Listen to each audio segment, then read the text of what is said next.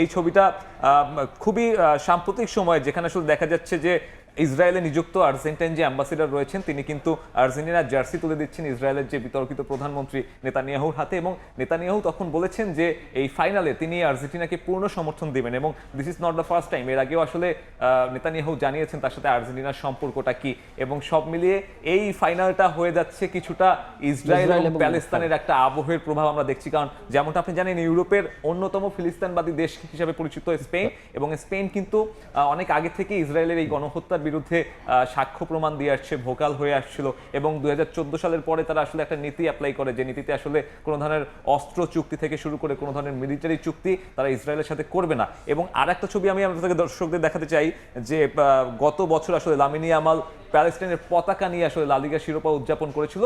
পরবর্তীতে বিতর্কের মুখে অনেক ব্যাকল্যাশ ফেস করতে হয় এই বার্সা তারকাকে।